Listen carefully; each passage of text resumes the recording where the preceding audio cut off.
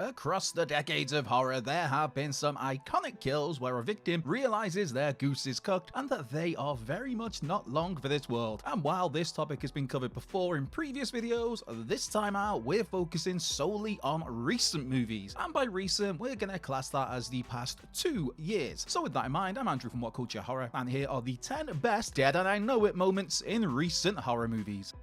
Number 10, Brandon, Megan. Despite only being a child, Brandon is the sort of obnoxious character you really hope something bad happens to. And when he bullies Katie and starts to slap around the dormant Megan, that something bad comes in the shape of the robotic doll. This all takes place out in the woods, where Brandon continues to pick on poor Katie, before then turning his attention to Megan. Having had enough of this young prick, Megan grabs him by the ear, throws out a one-liner, and tears that ear right off. It's here that Brandon knows, yep, he done messed up, with Megan getting on all fours and chasing after the kiddo like a wild animal. Brandon realizes he's now in a fight for his very life, which causes him to trip over a tree branch and tumble into a nearby road, just as a car comes speeding through and fatally hits this bully. Number 9, Older Priest, Renfield. There are a whole bunch of saw-it-coming kills in Renfield, but the one that gets the nod here is the death of a character simply referred to as Older Priest in the film's credits. The reason for this one getting spotlighted? Why, that's because Older Priest is played by genre fave William Ragsdale, best known for playing Charlie Brewster in the first 2 Fright Night movies. Ragsdale's priest is one of many killed during the first half of Renfield, and his demise stands as one of the more memorable and unique deaths. Knowing he's doomed, Older Priest berates Renfield for the blood spill by Dracula now being on his hands. And with that, Nicolas Cage's vampire turns to dust and enters Older Priest's mouth, causing him to explode from the inside and be reduced to itty bitty pieces, all as a shocked, conflicted Renfield looks on. Number 8, Carmichael Haig, Late Night with the Devil.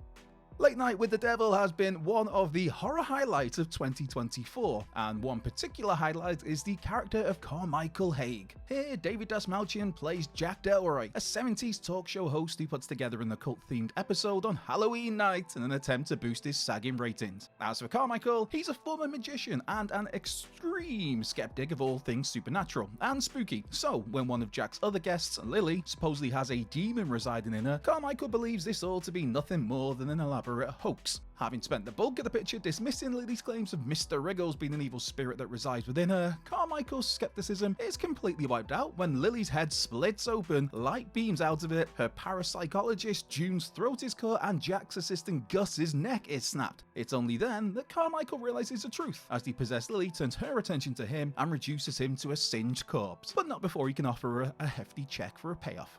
Number 7, Fiona, Wolf Manor. Also known as Scream of the Wolf, Wolf Manor is a cracker from director Dominic Brunt. Here, a film crew shooting a vampire movie at an abandoned old country house find themselves in the presence of werewolves. Delivered with a delightful sense of humour and playfulness, Wolf Manor has plenty of fun as its characters believe the horrors they see are merely part of the in-universe production, such as a real severed arm being mistaken for a film prop. Wolf Manor does bring the terror to the table when needed though, including a fantastic practical werewolf design. By the movie's end, most of our characters have been butchered, with Oliver Lawrence, the alcoholic demanding erratic lead of that vampire film, and crew member Fiona going face to face with a werewolf. After throwing an empty bottle of booze at the werewolf, Oliver brutally pushes Fiona into the arms of the creature, giving her just enough time for her face to light up in fear before she becomes the werewolf's latest victim. Number 6, CW, Influencer.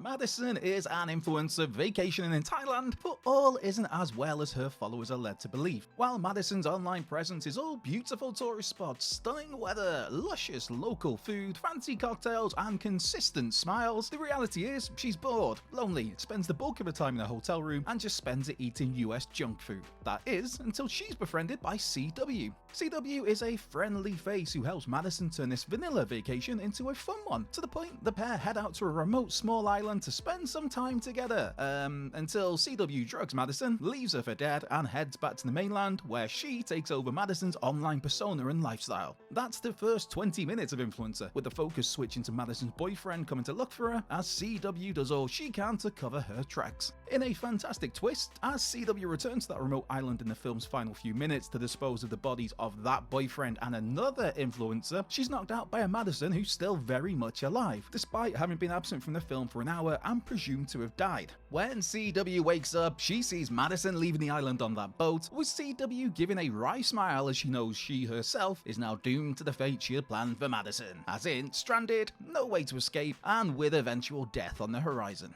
Number 5. Alex Curtis, City. Anchored by a phenomenal Aisha D, 2022 City is an utter delight. Seriously, go and check it out as soon as possible if you have not already. Here, D stars as Cecilia, a lifestyle vlogger who, by chance, reconnects with her old school friend Emma. But an invite to Emma's bachelorette party sees things take a nefarious turn when Cecilia, or Sissy as she was nicknamed in school, comes face to face with a bully from yesteryear. That bully is Alex, who's eventually, kinda accidentally, maybe a little bit on purpose, killed by Cecilia, which sets in motion a series of events that leaves Emma and her friends all dead, all at the hands of Sissy, and all as Sissy becomes increasingly unhinged. When Alex miraculously returns to confront Cecilia at the movie's end, she beats Sissy to a bloody pulp. Well, at least she thinks she does, for Alex has mistaken Emma for Cecilia, and that realization kicks in when she spots Sissy across the room just as the police arrive to see Alex standing over the dead body of Emma. Aware that she's made a massive mistake, Alex is shot and killed by the cops, with Cecilia becoming the sole survivor of the supposed Alex Curtis massacre, which she then uses to further increase her online fame. Number 4. Bud, and various others, Dark Harvest. Released straight to digital last October after various delays, David Slade's Dark Harvest adaptation has its flaws, but is fairly solid overall, featuring some great set pieces and having a genuinely creepy, bloodthirsty beast at its core. That beast is Sawtooth Jack, a supernatural figure that awakens every Halloween for an event known as The Run. For this, the boys of this small town are locked in their rooms and starved for 3 days, before being let out once Sawtooth has risen. The aim is to stop the creature from reaching the local church before midnight, with the prize being $25,000 and a fancy new car for anyone who manages to kill Sawtooth Jack. And when Sawtooth Jack appears for his latest murder spree, he does so in impressively gnarly fashion, slicing and dicing his way through a bunch of people. Unfortunately for young Bud, Jack tracks him down to a bunker where a bunch of the boys are hiding. With the group refusing to let Bud in, Jack grabs Bud's head and takes a moment before tearing this head in half. Not just did Bud realize he was about to be killed, but the boys hiding in the bunker also realized they were up next. Number 3. Pastor Penny, Children of the Corn, 2023.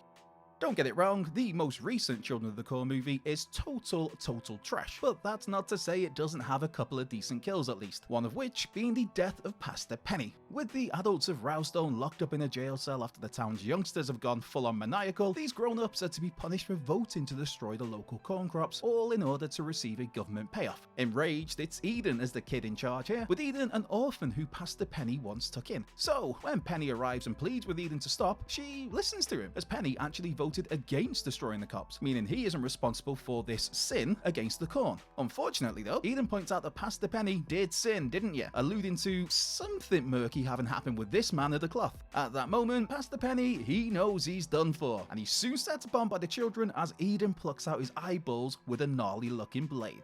Number 2. Ryan, The Strangers, Chapter 1.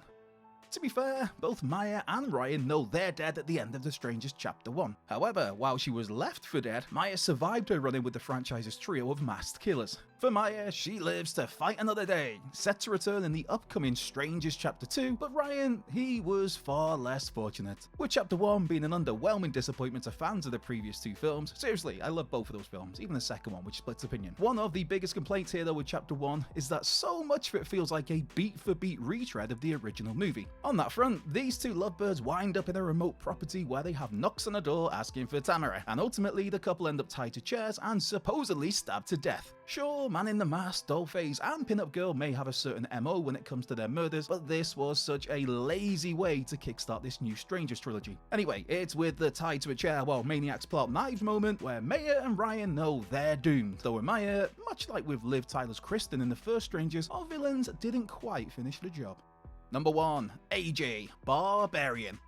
Arriving towards the end of 2022, Zach Cregger's Barbarian centers around a house owned by AJ, an actor who's now looking to sell the property. To be more specific though, Barbarian focuses on what's underneath that house, namely some creepy tunnels that are stalked by the eerie Mother, a deformed mutated creature that's the result of generations of incest. With Mother having already brutally offed Bill Skarsgård's Keith, a brilliant red herring of a character it should be added, AJ and Tess become our main focus. Tess had rented the property and managed to not get herself killed by Mother due to playing along with some sick tricks, such as drinking the beast's breast milk, that is a thing, which in turn caused Mother to believe she has some sort of bond with Tess. So when the film's final act sees AJ push Tess off a water tower to save his own skin, that doesn't go down too well with Mother, as she grips AJ round the throat before gouging his eyes out and cracking his skull open. That will certainly do the job.